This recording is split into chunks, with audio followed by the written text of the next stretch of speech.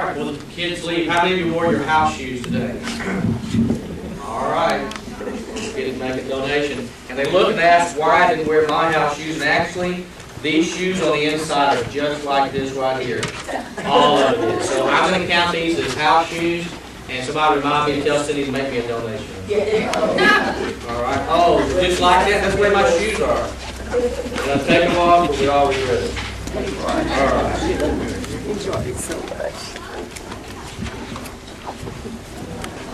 House shoe day. Next week, we want everybody to wear their robes. You know what? I don't even have house shoes. I don't have a robe either. I have house shoes and robes. Oh, she almost came. All right. Wrapping her out of her arms and nothing happened. Please don't. It's pretty interesting, all right? No house shoes and no robe. We continue the series, The Jesus Touch. Jesus touched many lives when he was here on this earth physically, continues on. And you can go through the ages and see how many lives have been touched by Jesus Christ. Today I'm going to move right into the title. The title is Thirsty and Don't Know It. It's no secret in this room, I love to fish. Years ago, I took Aaron and my nephew Corey fishing. Do any of you remember out on Highway 90 where the racetrack is? You know where the racetrack is? How many of you remember one time they took the middle of it and made it into a little catfish pond? I want to make sure I wasn't out there in left field somewhere. And back then, I thought, if I'm going to catch anything, I might as well go to a catfish pond and enjoy reeling in some fish and having a good time. So every once in a while, I grab boys and say, hey, we're just going to go out there to the catfish pond and fish and have a good time. Well, one day we were out there and we were throwing our hooks in, reeling them in, and all of a sudden I hear, Uncle Carl, I have a hook in my head. Corey had thrown and he got, all of a sudden it came, and it sat right there. He didn't have a lot of hairs. You could just look over and there was a hook landed in his head. We were able to work out the hook and get that taken care of that particular day. But my desire for fishing really comes from my dad, and he was a very avid fisherman, and he worked at the post office, so he was one of those who went in early, had an early schedule, and he'd get off early. And some days he would come home and just get his boat, and he'd hit Shinny Lake. Is that right, Mom? You're back there shaking her head. That's what Dad would do. It would be his schedule, and he would take care of it. Now, anybody in here know how to spell Shinny Lake? If you do, you can buy me lunch today. All right, you ready for this? C-H-E-N-I-E-R-E is Shinny Lake. And y'all look at me like, unbelievable. Isn't that right, Mom? I do. Shinny Lake, right outside of West Monroe, Louisiana. Dad really loved to brim fish. How many of you know what brim fishing is? And he had kind of a unique deal. He would use a fly rod to brim fish. And he would take, and he'd have a hook on the end, and then he would put a quill, it wouldn't be a cork, and he could take, he'd pull the line out just like you're fly fishing, and he would take it, place it, he could place it right at a log, right near a tree, be all kind of brush and stuff, and he could place it right where he wanted to do it. When I first started going fishing with him, we spent more time getting my line out of the trees than we did actually doing some fishing, because there were a lot of trees, especially in Shinny Lake. I've tried to pull up a picture because I want to show you. When you look out, a lot of lakes, you stand here and it's just water straight ahead. With Shinny, you stood out and there was water and trees all in the water. It's a beautiful, beautiful little lake. When Dad went fishing, it was business. He loved to fish. It was serious stuff. And every once in a while, my brother would go, and he would get out there, and after about an hour or so, he kind of got bored. He started complaining, and we just got to where we didn't invite him fishing very often. He just wasn't his cup of tea, but I loved it. Of course, we would take, when we went out fishing, some food, and we'd take some water. But if we ran out, if we got out that day and we went through the water and we went through the food, it was serious business for my dad, and you just stayed out there on the lake and you fished until you had your fill. And I remember many days, just felt like I was out there burning to a crisp, and man, my throat would just be parched. And I would get so thirsty that I'd look around and that nasty lake would look like a cool spring. Now, I just want you to know I did not drink the lake water. But we would be out there, and as thirsty as I would, and all, fishing was on our mind, and I would just fish to take my mind off the pain of being thirsty, and I wouldn't realize how thirsty I was until I got home and just drank some water. But really, when you think about the woman at the well, mentioned in John 4, she needed some water. Just like those days, and I know that when I was out fishing, and it was about fishing, before all of a sudden that pain began to come, and I would just be dying of thirst out there fishing with my dad, having a wonderful time, just parched. The woman at the well was in need of water. We're going to look at the woman at the well in John, the 4th chapter. If you'll turn there, please, for a moment. Let me give you a little introduction before we even really get to the Scripture, make sure we're on common ground. The story of the woman at the well encompasses 28 verses. Now, I'm not going to read all 28. I'm just going to give you some overviews and some places and set some context, and then we're going to take some verses and go specifically to those verses as we go through and see how they apply to their life. But first thing you need to know about this verse of Scripture is Jesus and the disciples were journeying through Samaria. Pretty important part of what you need to know. So let's see here. That's my map is what's going to be next here. Jesus was journeying through Samaria. So let's see if we get our map called up here, Brother John. I'll have your disc. Okay, my disc, I'm sorry, was on the CD. I'm just going to give you an idea. Jerusalem would be maybe down here, and this area here, and then Samaria, and then you would have Galilee up here. And so for Jesus to go from Jerusalem, you didn't have to go through Samaria to get to Galilee. There's a long route to go to get there. But Jesus chose this route to go, the shortest route. And, you may say, was he just trying to go the shortest route? Jesus, knowing Jesus, wanted to touch some lives, and he felt like if any lives needed to be touched, it was the Samaritan lives. One of the reasons they left Jerusalem is he's trying to stay up ahead of the Pharisees. Everywhere Jesus went, when the Pharisees and Sadducees were close by, they were always challenging him. So he was in the process of leaving Jerusalem, and he was going through Samaria on up to Galilee, and he was trying to stay a step ahead of the Samaritans. Obviously, today we make a long trip, we get out of the car and we say we're weary. How many of you feel like you're weary when you make a long trip? Jesus, obviously, when walking, there's no telling how long they've been walking that day, was very weary, and he decides to sit by a well. The disciples go to town to get some food while Jesus sits by the well, and this leaves Jesus with the opportunity to be able to sit and talk one-on-one with the Samaritan woman as she comes. So the Samaritan woman approaches, and we go through this every once in a while. I preach on something along these lines. I try to make sure that everybody understands Jews and Samaritans did not get along. It was not a match. They didn't fit together. The Jews typically regard the Samaritans as unclean apostates.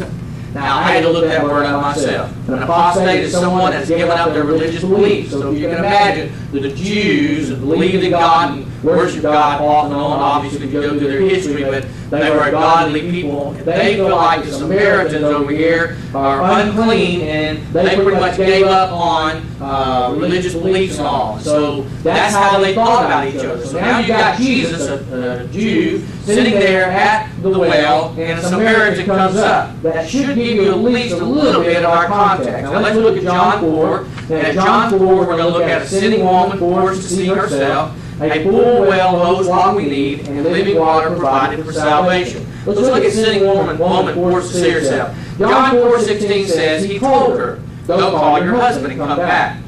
She said, I have no husband. Jesus said to her, you are right when you say you have no husband. The fact is, you have had 5 husbands. The man you know now have is not your husband. What you have just said is quite true. Sir, the woman said, I can see that you are a prophet. See, in your mind's eye, you see Jesus at the well, weary from the walk. He is approached by a woman, and they engage in a conversation about water, drinking water, and living water. And Jesus invites her to partake of the living water as a gift. Now, in conversation with the woman at the well, Jesus confronted who she was. In the process of talking to her, it comes up about who she is. And so he got her to look at herself. It's almost as if Jesus put a mirror in front of her. How many of you know some really great mirror scenes in movies and things that happen? And look at mirror scenes. One of the ones that came to mind, I started thinking, the woman at the well was really kind of forced to almost stand in front of a mirror and see herself. So I thought, what are some famous mirror scenes? How about Happy Days? Anybody remember Happy Days? Fonzie always walking when he go to the bathroom, he'd go, what was his word? I said, Whoa, that's not it. What did he say? Do I remember? Hey, yeah. Fonzie walk in, he looked at himself. I pretty much get to that point almost every day. I walk in and go, hey, and just walk. How many of you remember the Harpo Marx and Lucille Ball? If you are too young, you need to go. I mean, if you watch that show, I went back and I caught a little bit of the video. I thought about letting you see a little bit of it. I didn't have time to do it, but that is an incredible video. There's a kind of a petition, and he's on one side, and she's dressed just like him on the other side, and how they coordinate all of the stepping out and the motions and all. And I think the way that gives away, I mean, he goes over and he gets frustrated, and he steps back out again, and finally at the end he does something, and he has a hat that bounces. And at the very end, he takes his hat and goes down and bounces back up to him, and she throws her hat down and goes, and it stops. Of course, they close the whole thing, but you need to go back and watch this thing. We physically examine ourselves every day. Now, I don't know if too many people walk out the door without looking in the mirror to make sure that they look the best that they can. See, we examine our clothing and our shoes, except for those today who are wearing their house shoes. Maybe they didn't look too close. Maybe some people just came here today and didn't know it was house shoes today. They just forgot to take their house shoes off. Jesus wasn't forcing the woman to look at herself just to make her feel bad about who she was or her past. He was doing so to get her to realize her spiritual condition. He didn't dwell long on her past because he was trying to get her to see the future. Jesus knew about her marital relationships intimately, and he related what he knew tastefully to her. He commented or commended her for telling the truth about her present marital status wise. He told her, thank you for being honest, or I know you're being honest and being truthful. See, part of the reason Jesus instructed her to call her husband was this. Kind of an important thing. They say, why did he instruct her to call her husband? Which led into the conversation about not having a husband. Oh, you do have a husband and all. Why did he really do it? He instructed her to call her husband because he was going to give her something valuable, and because of customs and traditions. And he's a Jew and Samaritan. Her husband needed to be present for that to happen. So he wasn't just necessarily trying to dig at her past, which he was bringing up so maybe she could see herself and which was spiritually, but he was also being very wise. If I give a gift to this woman, and she goes home and tells her husband, a man gave a gift, especially a Jew, that would not be a good thing to do. So he was trying to be very careful in that way. So Jesus was leading the woman well to equate her actions with who she was in regards to her relationship to God and eternity. That's where he was trying to get her to go to. Jesus was making it clear her past actions weren't of God. They were immoral acts. If she continued this way, she would see eternity. The woman wanted Jesus' gift, so she admitted that she had no husband, so she was honest. The gift of living water and eternity must have really been something that rang her bell. Many women would have simply turned and walked away at such a revelation of their private lives and sins. You're a man here, you're a Jew, and I've come to the water here to get some water. Also, you're digging my private life. You say you can give me a gift. You know what? I'm not really interested, but I don't want you in my private life. What you're doing is just turn around. Also, must have been something with the woman well that she realized in the process, this man has a gift, and it's a gift, something that I need.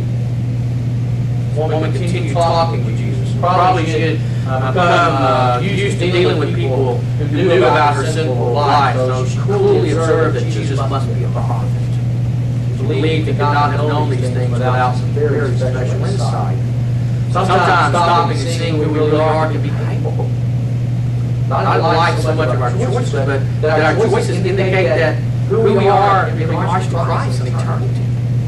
That's what Jesus was doing for this woman, getting her to see where she would spend eternity. And that's where he was leading all this to, that with the lifestyle that you do, and where you are, and how you live, and not having the living water, then there's no eternity in your future. Doing so, he got one woman to consider the well.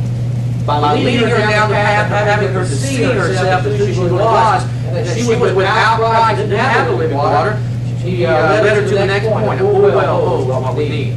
To the well held drinking water.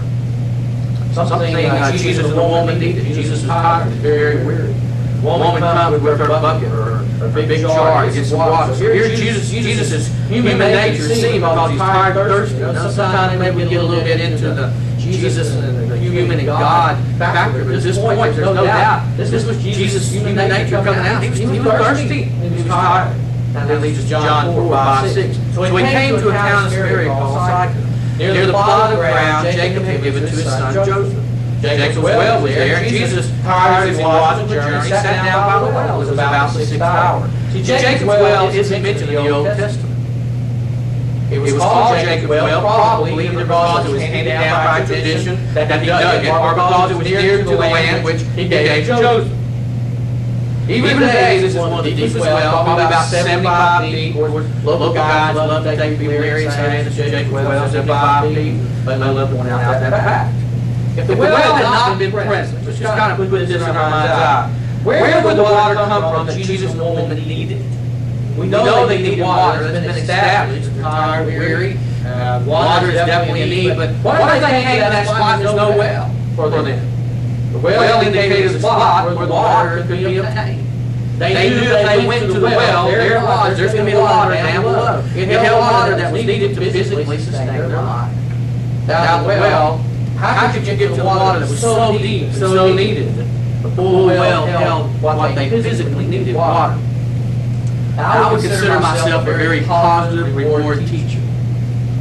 Hillcrest, maybe too much so. I'm always trying to get the kids to do something positive, and I reward them. Like if a student can answer a question, he or she will become the star musician for the day.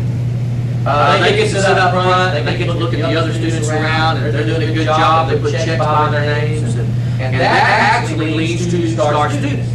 On Friday, I look at all the checks by all the students' names, and I count them up. If I think that student is really deserving, then they become a star student. Now, the star musician comes up and sits in the chair, but the star student gets to go over to the treasure box and look at something and get pulled out. Sometimes I get confused, sometimes I get confused. I say, anybody's a star student today? And all hands go, wait a minute. Star student, treasure box, star musician, is this direction here? If they do a good thing, if they answer a question, even outside the music room, if I see them do a good thing, I now let them put a little ticket in a cup with their teacher's name. And they get to, like, if they're in the cafeteria and something's happened with seating, and one of the boys decided that he will be a gentleman, I always try to push that with them, that I will give up my seat for this young lady. I say, when you get to the music room, put your name on a ticket. Because you did a good thing.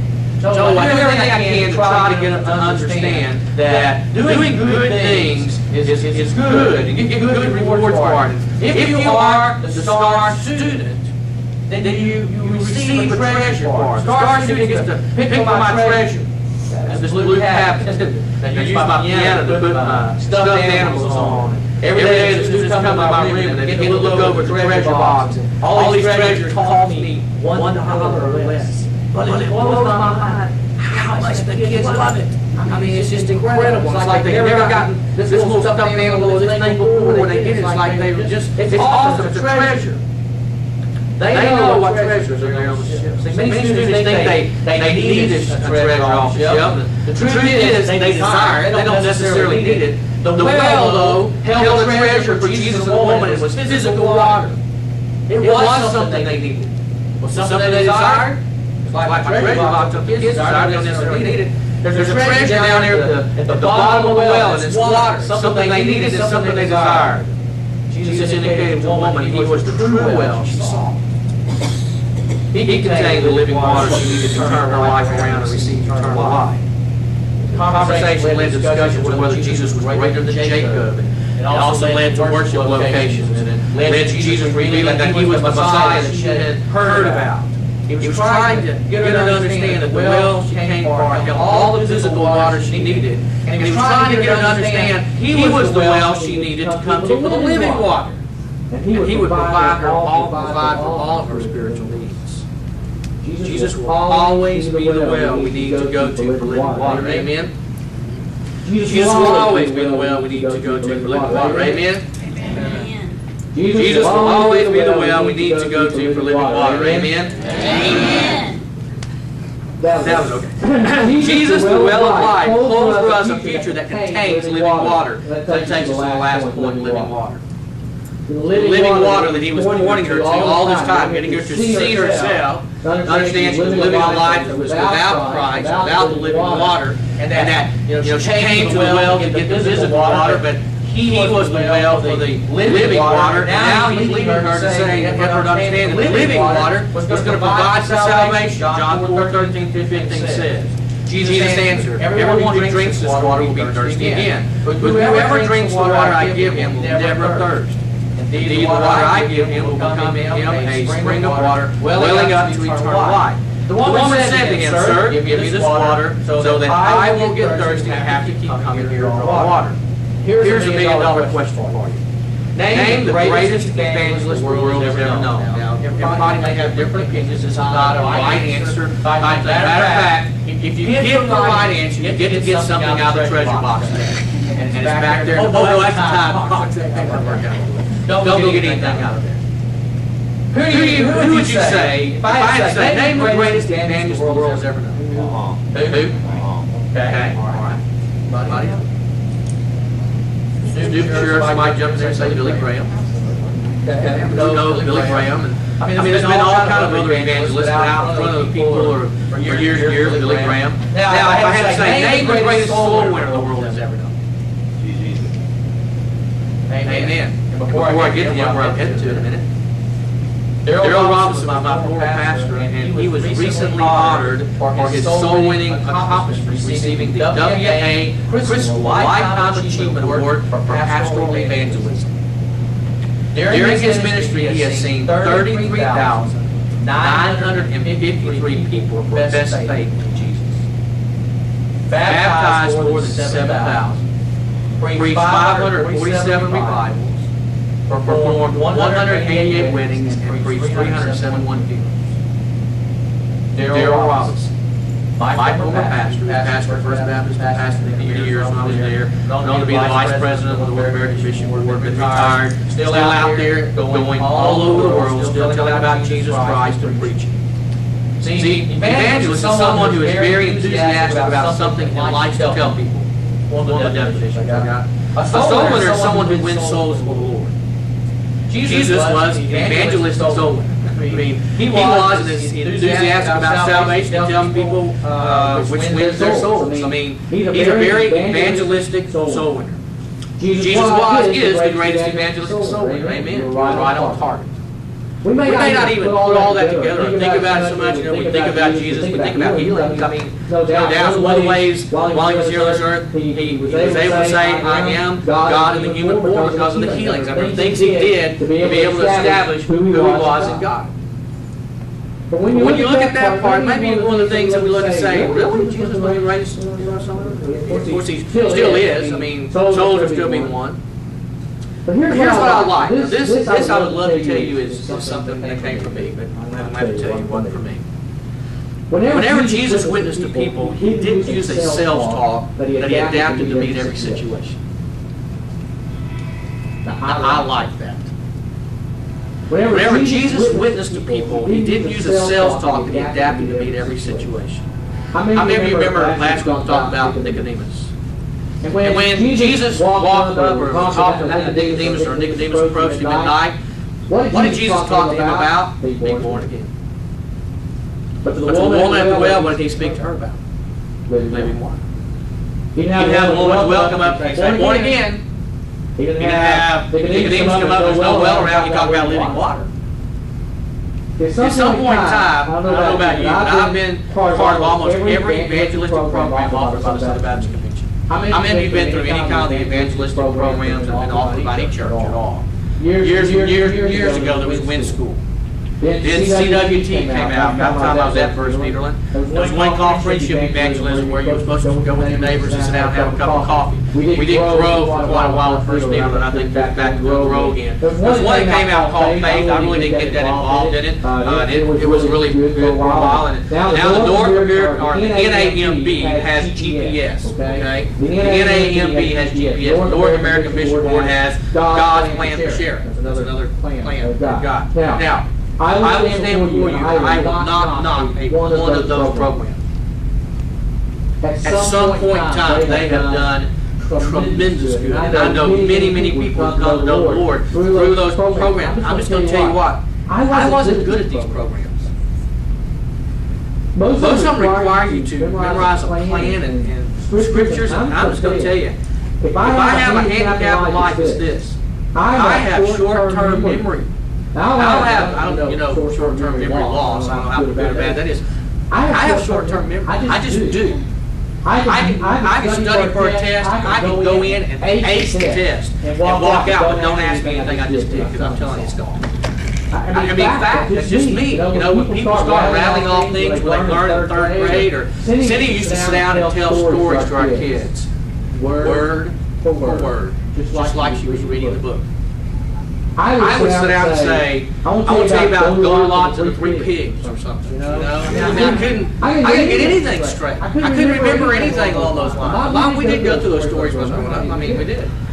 I just have that short, for me, those things never worked, because it was, you had to memorize so much, and all of a sudden it's 4 days after you've gone through a lot of stuff. Now you're sitting down trying to share Christ with someone. I'm going, okay, point one is this, and then the scripture that goes with that. It just didn't work for me. It was hard, it was tough. For other people it did. I don't knock the programs. For some people, maybe that's even what they need. These schemes, these programs, when you had to memorize this, it rose up. See, I think the newest evangelism program should be called this. Speak from your heart, speak to the person. Pretty plain. How many of you have had somebody standing before you saying, hey, I want some living water? You'd be able just to speak to the person who speaks from the heart. Well, I'm just going to tell you, however many years ago, something happened in my life, and Jesus Christ came in to live. I'm telling you, it's the greatest thing that ever happened to me. And there's some scriptures I can point you to, if you want to sit down a little bit. I can remember this scripture a little bit. But I'll tell you what, don't miss this opportunity. Because, when Jesus Christ speaks on the Holy Spirit's work in your heart and life, you need to accept it right now, because eternity's out there. You don't know what tomorrow holds. And I'm praying for you, and I'm going to do it. I'm just speaking to you from my heart. How many of you can go with that type of evangelistic approach? I think I can. I mean, a lot more. I just can't do the other. You see, that's what Jesus did. With the woman in the well, just talking about living water. Through the living water and the leader to accept Jesus Christ. With Nicodemus, and we'll talk about being born again. You can just go on and on. All the salvation and the soul-winning experiences that Jesus had. I mean, every one of them was probably different, because he just met the person where they were. So let's talk about it. And how can I relate what you're doing and what you're going through to salvation? Told the woman, drink from this water and never thirst again. Drink from this water and have eternal life. Jesus explained that he was not really speaking about literal water, but spiritual source, refreshment, fulfillment that satisfied completely. Jesus described this water as welling up within the individual, and clearly he was referring to the Holy Spirit who provides eternal life.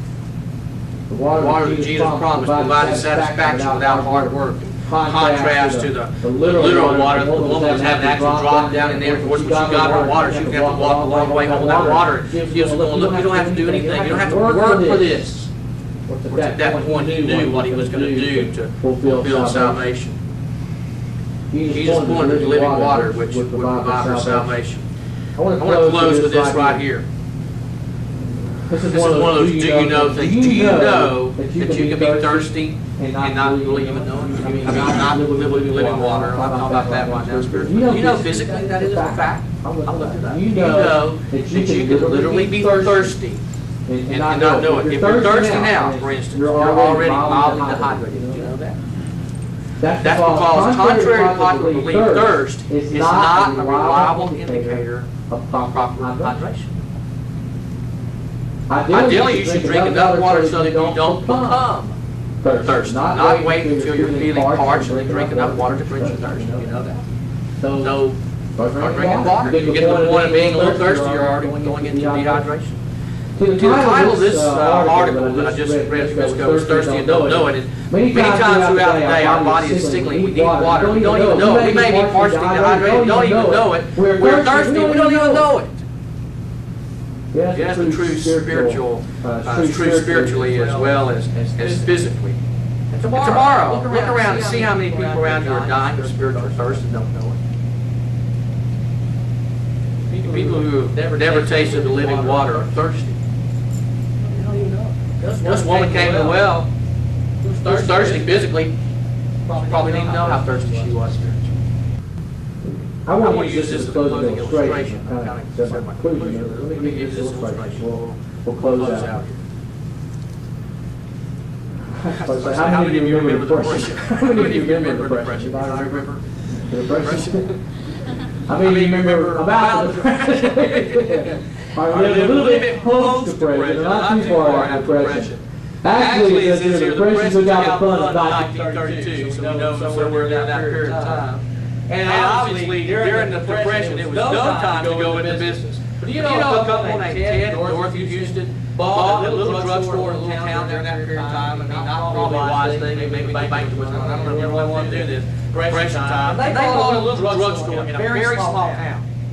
Now, right after they bought the drugstore, grasshoppers had their way around town, all the crops were eaten up, dust, drought, temperature came in, and just bad period of time. Weather was bad, grasshoppers. You're in the Depression, and it's even getting worse. It's not even good right now as far as the economy goes. So Ted and Dorothy asked themselves, how can we get people into the drugstore? You're new in business. I mean, you're in the Depression time, and things are even getting worse.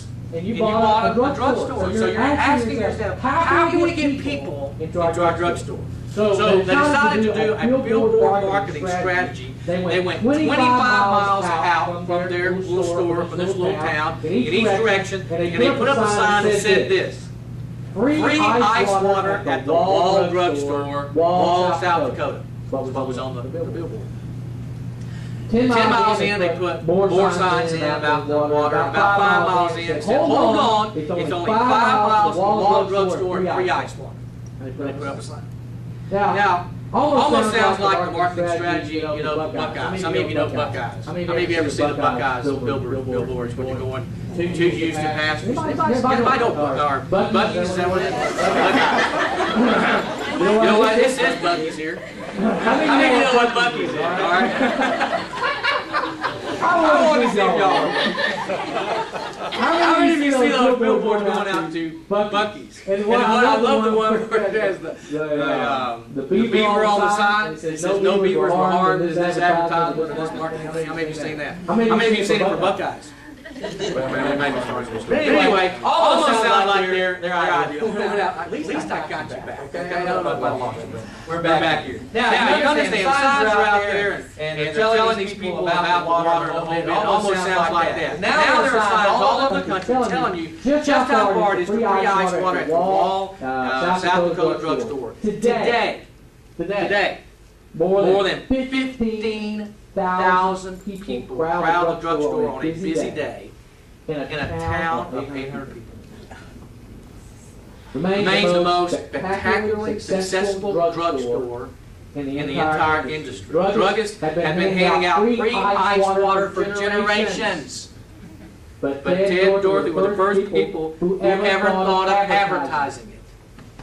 We're doing anything different. The drugstore down the street was giving out free water. Walk in and say, hey, can I have some free water? Absolutely, here's some free water. They advertise free water. 25 miles out, 10 miles out. Hold on, you go get some free water. People started going to the drugstore. Built into this big, massive situation. Now, 15,000 people a day go through there. I thought, I don't know how old this illustration is, or how true it is, or what it really is. So I looked it up. Free admission to this 76,000 square foot American experience includes the backyard with its branding iron arcade, animated T-Rex, panning and mining experience for fossils and gemstones, train station water show, and fun picture-taking props in a picnic area, gourmet coffee shop, and pizza parlor. All part of the Wall Drugstore. Pretty unbelievable, isn't it? I thought so. So much so I had to look it up. Wall Drugstore still exists. And all they did was advertise what they had. Pretty incredible. They didn't advertise the store. They didn't advertise the people. They really didn't advertise all their drug products. What did they advertise? Free water. You know, I thought about this. Almost what a pitiful picture of the modern day church. We advertise pastors, church, our programs. But when was the last time we told people about Jesus, the living water? Ever seen church signs go up and just say, You know about living water, come see us. You all know about Jesus, come see us. The Bible makes it clear from the time of birth.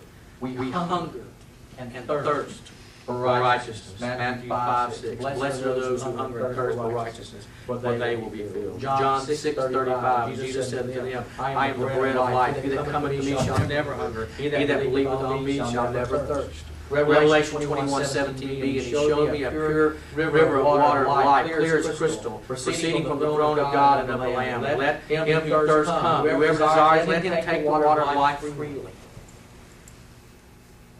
One last thing to point out. You know the woman left her water jug? When you read through that story, all 28 verses, and we get to the end, one of the things it says is she left her water jug. She came to get physically some stuff from the well for physical thirst. She knew she was thirsty, and she came to the well and didn't really know spiritually that she needed something. All indications is that she took it so seriously what Jesus said about never thirsting again, that she walked off and she left her jug. Thinking, I'll never thirst again. Never thirsting again spiritually is a big deal, isn't it? How big a deal do you think it is? Let me say that again. Never thirst again spiritually is a big deal. Amen? Amen. Now for us, we think it's a big deal. It is kind of a big deal because we're drinking the water. We're drinking water every day. But we need to be sensitive to how many people are around us who are spiritually thirsty. They don't even know it. Through his conversation with the woman at the well, Jesus was able to make the woman see who she was, lost without him. And realized he was the well she needed to seek, to receive the living water that would change her life forever.